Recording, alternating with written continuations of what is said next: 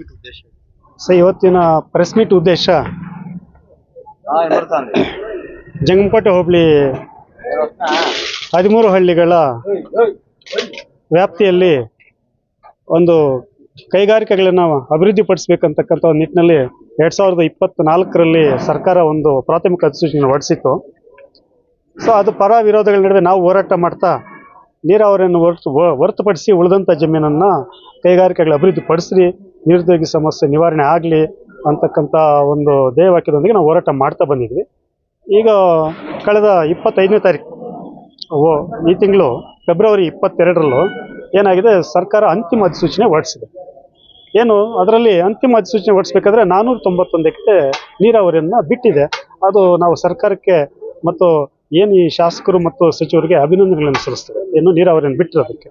ಹಾಗಾಗಿ ಇನ್ನು ಉಳಿದಂಥ 2300 ಎಕರೆ ಏನಿದೆ, 320 ಎಕರೆ, ಅದರಲ್ಲಿ ಕೈಗಾರಿಕೆಗಳನ್ನು ಅಭಿವೃದ್ಧಿ ತ್ವರಿತವಾಗಿ ಪಡಿಸಬೇಕು. ಒಂದು ರೈತರನ್ನು ಕರೆದು ಉತ್ತಮವಾದ ಬೆಲೆಯನ್ನು ಕೊಟ್ಟು ಬೆಲೆ ನಿಗದಿ ಮಾಡಿ ತ್ವರಿತಗತಿಯಲ್ಲಿ ಕೈಗಾರಿಕೆಗಳನ್ನ ಅಭಿವೃದ್ಧಿಪಡಿಸಿ ತಾಲೂಕು ಅಭಿವೃದ್ಧಿಗೆ ಸಹಕಾರ ಕೊಡಲೇಬೇಕು. ನೀವೇನಾದರೂ ವಿಳಂಬ ಮಾಡಿದ್ದಾದರೆ ನಾವು ನಿಮ್ಮ ವಿರುದ್ಧ ಹೋರಾಟ ಮಾಡ್ತೀವಿ ಅಂತ ಹೇಳ್ಬಿಟ್ಟು ತ್ವರಿತಗತಿಯಲ್ಲಿ ಕೈಗಾರಿಕೆಗಳು ಅಭಿವೃದ್ಧಿ ಪಡಿಸಲೇಬೇಕು ಅಂತಕ್ಕಂಥ ಒಂದು ಧ್ಯೇಯವಾಕ್ಯದೊಂದಿಗೆ ನಾವು ಈ ತಿಂಗಳು 23ನೇ ತಾರೀಕು ಇಂದ ನಾವು ಜಿಲ್ಲಾಧಿಕಾರಿ ಕಚೇರಿಗಳ ಮುಂದೆ ನಾವು ಅನಿರ್ದಿಷ್ಟ ಧರಣಿಯನ್ನು ಹಮ್ಮಿಕೊಂಡಿದ್ವಿ.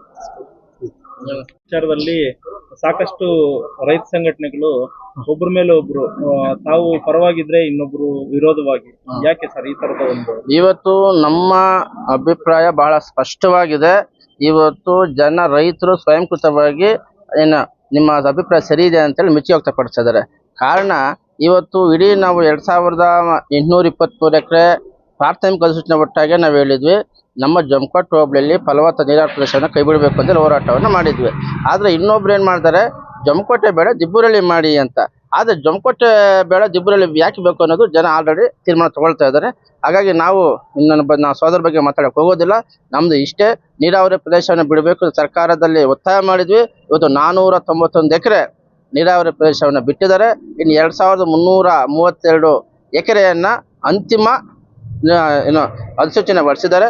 ಅದಕ್ಕೆ ಸ್ವಾಗತವನ್ನು ಕೊಡ್ತಾ, ಆದರೆ ನಮ್ಮ ಕಳಕಳಿಯ ಮನವಿ ಸರ್ಕಾರದಲ್ಲಿ ಏನು ಇವತ್ತು ನೀವು ಅಂತಿಮ ಫೈನಲ್ ನೋಟಿಫಿಕೇಶನ್ ಮಾಡಿದರೆ ಅತಿ ಶೀಘ್ರದಲ್ಲೇ ಒಂದು ದರಪಟ್ಟಿ ನಿಗದಿ ಮಾಡಿ ಅಂತೇಳಿ ಹೋರಾಟ ಮಾಡ್ತಾ ಇದ್ದೀವಿ. ಸರ್, ಮುಖ್ಯವಾಗಿ ಜಂಗಮಕೋಟೆ ಹೋಬಳಿಯ ಒಂದು KDB ವಿಚಾರದಲ್ಲಿ ಹೊಸ ರಾಜಕೀಯ ತಿರುವಕ್ಕೆ ರೈತ ಸಂಘಟನೆಗಳು ಕಾರಣ ಆಗ್ತಿದೆ ಅನ್ನೋದು ಇವತ್ತು ಹೇಳ್ಬೋದು. ಇವತ್ತು ಯಾರೇ ಒಬ್ಬ ರಾಜಕಾರಣಿ, ಇವತ್ತು ನಮ್ಮಲ್ಲಿ ಎಲ್ಲ ಸ್ವಾಭಿಮಾನಿ ರೈತರನ್ನ ಬಂದಿದ್ದೀವಿ, ಸ್ವಾಭಿಮಾನಿ ಕನ್ನಡ ಪರ ಹೋರಾಟಗಾರರು ಇಲ್ಲಿದ್ದೀವಿ.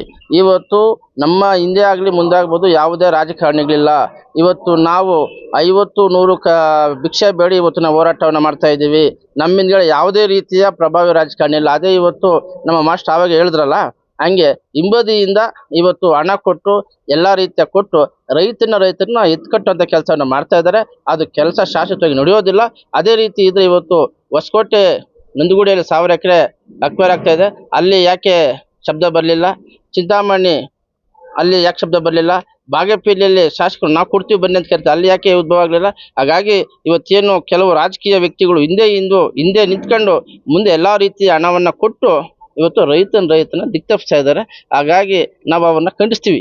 ಸರ್, KDB ಏನು ಅಕ್ವಿಜೇಷನ್ ಆದ ತಕ್ಷಣ ಸರ್ಕಾರಗಳು ಸಂಬಂಧಪಟ್ಟ ಫಲಾನುಭವಿಗಳಿಗೆ ಸೂಕ್ತ ಪರಿಹಾರ ನೀಡುತ್ತೆ ಅನ್ನೋ ನಂಬಿಕೆ ಇದೆಯಾ ನಿಮಗೆ?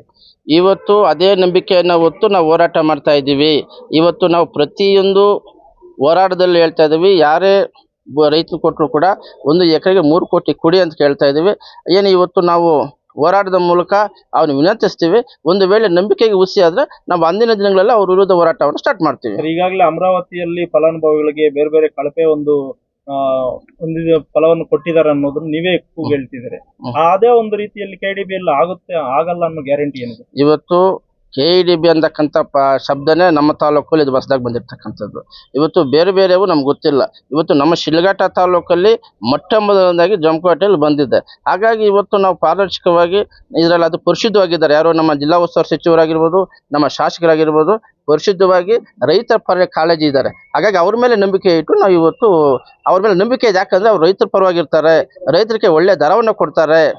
ಅಂತಕ್ಕಂಥ ನಂಬಿಕೆ ಇದೆ. ಆ ಮಾತನ್ನ ಮಾನ್ಯ ಜಿಲ್ಲಾ ಉಸ್ತುವಾರಿ ಸಚಿವರು ಉಳಿಸ್ಕೊಳ್ತಾರೆ. ಸರ್, ಉಸ್ತುವಾರಿ ಸಚಿವರು ಮತ್ತೆ ಇದೇ MLA ಅವರ ಒಂದು ಕಾನ್ಸ್ಟಿಟ್ಯೂನ್ಸಿಯಲ್ಲಿ ಅಮರಾವತಿ ಯೂನಿವರ್ಸಿಟಿ ಆಗ್ತಿರೋದು. ಹೌದು, ದಲಿತರಿಗೆ ಅನ್ಯಾಯ ಆಗಿದೆ ಅಂತ ಈಗ ತಾನೇ ನೀವ್ ಹೇಳ್ತಾ ಇದ್ದೀರಿ. ಆಗಿರ್ತಕ್ಕಂತ ಶಾಸಕರು ಬೇರೆ, ಆಗಿರ್ತಕ್ಕಂಥ ಸರ್ಕಾರ ಕಾಂಗ್ರೆಸ್ ಇರ್ಬೋದು, ಆದ್ರೆ ಬಿಜೆಪಿ ಸರ್ಕಾರದಲ್ಲಿ ಅದು ಏನಿವತ್ತು ಭೂಮಿ ಇದು ಮಾಡ್ತು. ಆದ್ರೆ ಅದನ್ನ ಒಂದ್ 2-3 ವರ್ಷ ವಿಲೇ ಇಟ್ಟು ಈಗ ಸ್ಟಾರ್ಟ್ ಮಾಡಿದ್ದಾರೆ. ಈ ಸಮಸ್ಯೆಯನ್ನ ನಮ್ಮ ಗಮನಕ್ಕೆ ಮೊನ್ನೆ ತಂದಿದ್ದಾರೆ. ನಾವು ಈ ಸಮಸ್ಯೆಯನ್ನು ಕೂಡ ಅದಕ್ಕೆ ಜಿಲ್ಲಾಧಿಕಾರಿ ಕಚೇರಿ ಮುಂದೆ ಒಂದು ಸಮಸ್ಯೆಯನ್ನು ಇಟ್ಟು ಪ್ರತಿಭಟನೆ ಮಾಡ್ತಾ ಇದ್ವಿ.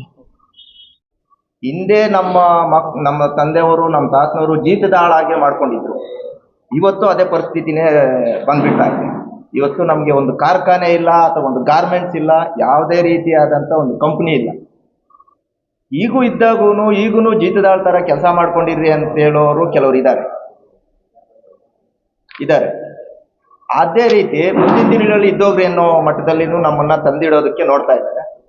ಏನಕ್ಕೆ ಹೇಳ್ತಾ ಇದ್ದೀನಪ್ಪ ಅಂತಂದ್ರೆ, ಬೆಳಿಗ್ಗೆ ಕರೆಕ್ಟಾಗಿ 4 ಗಂಟೆಗೆ ಬಸ್ ಬರುತ್ತೆ ನಮ್ಮ ಶಿಡ್ಲಘಟ್ಟಕ್ಕೆ. ಮಾರ್ನಿಂಗ್ 4 ಗಂಟೆಗೆ ಬಂದರೆ ಕಂಟಿನ್ಯೂ ಆಗಿ ಬೆಳಿಗ್ಗೆಯಿಂದ ರಾತ್ರಿ ಮತ್ತೆ 4 ಗಂಟೆವರೆಗೂ ಸುಮಾರು 100ರಿಂದ 200 ಬಸ್ಸುಗಳು ಬರುತ್ತೆ. ಹೆಣ್ಣು ಮಕ್ಕಳು ಟೈಮಲ್ಲಿ ಬರ್ತಾರೆ. ಹಳ್ಳಿಗಳ ಕಡೆಯಿಂದ ಬಂದು ಬಾಡಿಗೆ ಮನೆಗಳು ಮಾಡ್ಕೊಂಡಿದ್ದಾರೆ ನಮ್ಮ ಶಿಡ್ಲಘಟ್ಟದಲ್ಲಿ. ಇಲ್ಲಿಂದ ದೇವನಹಳ್ಳಿ ಹೋಗ್ತಾರೆ, ಈ ಕಡೆ ದೊಡ್ಡಬಳ್ಳಾಪುರ ಹೋಗ್ತಾರೆ, ಈ ಕಡೆ ಹೊಸಕೋಟೆ ಕಡೆ ಹೋಗ್ತಾರೆ. ಅಲ್ಲಿ ಇಳ್ಕೊಂಡು ಮತ್ತೆ ಅದನ್ನ ಅರ್ಧರಾತ್ರಿಯಲ್ಲಿ ಮನೆಗಳಿಗೆ ಹೋಗುವಂಥ ಪರಿಸ್ಥಿತಿ ಬಂದಿದೆ. ಮೊನ್ನೆ ಕೆಲವು ಮಕ್ಕಳನ್ನ ನಾಯಿಗಳು ಸಹ ಕಚ್ಚಿದಾವೆ ರಾತ್ರಿ ಕೆಲಸ ಮುಗಿಸ್ಕೊಂಡ್ ಬರುವಂತ ಟೈಮಲ್ಲಿ. ಹಾಗಿದ್ರೂ ಕೆಲವ್ರಿಗೆ ಕಣ್ಣು ಕಾಣಿಸ್ತಾ ಇಲ್ಲ ಶಿಡ್ಲಘಟ್ಟ ಯಾವ ಮಟ್ಟದಲ್ಲಿದೆ, ಯಾವ ರೀತಿ ಇದನ್ನ ಕಂಪ್ನಿಗಳನ್ನ ಮುಚ್ಚೋದಕ್ಕೆ ನೋಡ್ತಾ ಇದ್ದಾರೆ ಅಂತ ಹೇಳ್ಬಿಟ್ಟು. ಇಡೀ ನಮ್ಮ ಶಿಡ್ಲಘಟ್ಟ ತಾಲೂಕು ಹಾನೂರಿಂದ ಹಿಡಿದು ಹೊಸಕೋಟೆವರೆಗೂ 1000 ಎಕರೆಗಳು ರಿಯಲ್ ಎಸ್ಟೇಟ್ ಮಾಡಿಬಿಟ್ಟು, ಅದು ಏನು ಸೈಟ್ಗಳು ಲೇಔಟ್ಗಳು ಮಾಡಿಬಿಟ್ಟು ಬಿಟ್ಬಿಟ್ಟಿದ್ದಾರೆ. ಬರೀ ಕಾಡಿನ ಥರ ಇದೆ. ಬೇಕಂದ್ರೆ ನೀವು ಪತ್ರಕರ್ತರು ನೇರವಾಗಿ ಹೇಳ್ತೀನಿ, ಒಂದು ರೌಂಡ್ ಹೋಗಿ ಬನ್ನಿ, ಆ ರೋಡಲ್ಲಿ ಹೋಗಿ ಬನ್ನಿ, ಗೊತ್ತಾಗುತ್ತೆ. ಬರೀ ಲೇಔಟ್ಗಳು ಮಾಡಿದ್ದಾರೆ, ಬರೀ ಗಿಡಗಳು ಬಂದ್ಬಿಟ್ಟಿದೆ ಸರ್. ಬರೀ ಬೇಲಿ ಗಿಡಗಳು ಬಂದು ಅಲ್ಲಿ ಒಂಟಿಯಾಗಿ ಓಡಾಡೋದಕ್ಕೆ ಭಯ ಆಗುತ್ತೆ ಲೇಔಟ್ಗಳು ಮಾಡಿರೋದ್ರಿಂದ. ಮತ್ತು ಫಲವತ್ತಾದ ಭೂಮಿ ಅವತ್ತು ಲೇಔಟ್ಗಳು ಮಾಡಿದಾಗ ಇವರೆಲ್ಲ ಎಲ್ಲೋಗಿದ್ರು? ಫಲವತ್ತಾದ ಭೂಮಿ ಅವತ್ತು ಉಳಿಸ್ಕೋಬೋದಾಗಿತ್ತಲ್ಲ. 1000 ಎಕರೆಗಳು, 1 ಎಕರೆ 2 ಎಕರೆ ಅಲ್ಲ. ಅವತ್ತೇನ್ ಮಾಡ್ತಾ ಇದ್ರಿ ಇವರು? ಫಲವತ್ತಾದ ಭೂಮಿ. ಇವ್ರು ಕೆಲವ್ರು ಹೇಳೋದು ಏನಂತಂದ್ರೆ, ಜಮಕೋಟೆ ಬಿಟ್ಬಿಡ್ರಿ, ದಿಬ್ಬೂರಳ್ಳಿ ಭಾಗದಲ್ಲಿ ಮಾಡ್ರಿ, ಅಲ್ಲಿ ಫಲವತ್ತಾದ ಭೂಮಿ ಇಲ್ವಾ? ಅಲ್ಲಿ ರೈತರು ಇಲ್ವಾ? ಏನಕ್ಕೆ ಈ ತರ ಮಾಡ್ತಾ ಇದ್ದೀರಾ? ಕಂಪನಿ ಬಂದ್ರೆ ಓದಿರೋಂಥ ಮಗು ಕೆಲ್ಸಕ್ಕೆ ಹೋದ್ರೆ ಇನ್ನೊಂದು ಬೇರೆ ತಾಲೂಕು, ಬೇರೆ ಡಿಸ್ಟಿಕ್ಕು, ಬೇರೆ ರಾಜ್ಯಗಳಿಗೆ ಹೋಗುವಂಥ ಪರಿಸ್ಥಿತಿ ಏನಕ್ಕಿರುತ್ತೆ? ದಯವಿಟ್ಟು ನೋಡಿ ಸರ್, ನಾವು ಇಷ್ಟೇ ಬೆಂಬಲ ಕೊಡೋದಕ್ಕೆ ಕಾರಣ ಇಷ್ಟೇ. ನಮ್ಮ ಮಕ್ಕಳು ಮುಂದಿನ ಪೀಳಿಗೆಗೆ ಒಂದು ಅನುಕೂಲ ಆಗುತ್ತೆ ಅಂತ ಹೇಳ್ಬಿಟ್ಟು ನಾವು ಇದಕ್ಕೆ ಬೆಂಬಲ ಕೊಡ್ತಾ ಇದೀವಿ. ಕಾರ್ಖಾನೆಗಳು ಬೇಕು ಅಂತಾನೆ ಹೇಳ್ತೀವಿ ಸರ್.